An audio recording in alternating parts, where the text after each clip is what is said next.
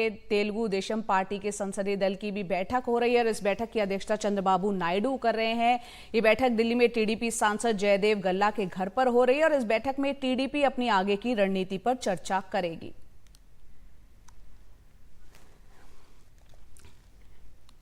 तो 2 और ये 3 बल्कि कह सकते हैं, क्योंकि एलजेपी की भी बैठक है। ये काफी अहम बैठकें हैं। संसदीय दल की एनडीए की बैठकों से पहले बैठकों का दौर अपने अपने घटक दल ये कर रहे हैं अलग से।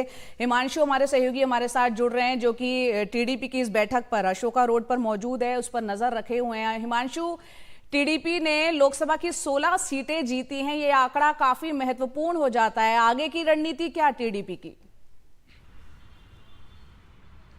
देखिए, चंद्रबाबू नायडू चाहते हैं कि जिस तरह का मैंडेट मिला है आंध्र प्रदेश में टीडीपी को, उन वायदों को पूरा करने के लिए जो कमिटमेंट्स टीडीपी ने चुनावों के दौरान जनता से किया है आंध्र प्रदेश के, उन वायदों को पूरा करने के लिए केंद्र सरकार के साथ एक साथ हाथ मिलाकर आगे बढ़ना बहुत ज़रूरी होगा।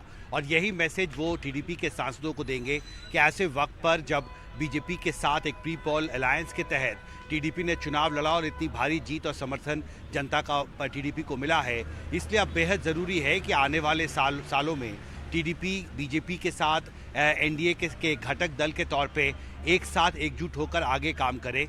केंद्र सरकार के समर्थन की ज़रूरत होगी, क्योंकि चंद्रबाबू नायडू मानते हैं कि जो आंध्र प्रदेश सरकार की जो वित्तीय हालत है वो ठीक नहीं है, कर्ज बहुत ज़्यादा है, कई बड़े प्रोजेक्ट्स हैं जो अब भी लंबित हैं। देखिए, ये एक महत्वपूर्ण पहलू है चंद्रबाबू नायडू की राजनीति का कि जो बाइफर्केशन हुआ, आंध्र प्रदेश और तेलंगाना 2 अलग अलग राज्य बने एक कानून के तहत, उसके तहत जो इम्प्लीमेंटेशन की जो प्रक्रिया है वो अभी तक पूरी नहीं हुई है। कई महत्वाकांक्षी प्रोजेक्ट हैं जो वित्तीय रिसोर्सेज, फाइनेंशियल रिसोर्सेज के अभाव में अभी तक पूरी तरह से इम्प्लीमेंट नहीं हो पाए हैं और वो चाहते हैं कि केंद्र सरकार उनकी मदद करे। तो ये एक मैसेज जो है आज टीडीपी के सांसदों को दिया जाएगा कि बीजेपी के साथ, एनडीए के साथ एकजुट होकर टीडीपी आगे बढ़ना चाहती है और सभी सांसदों को इसमें चंद्रबाबू नायडू के साथ आगे बढ़ना होगा। जया।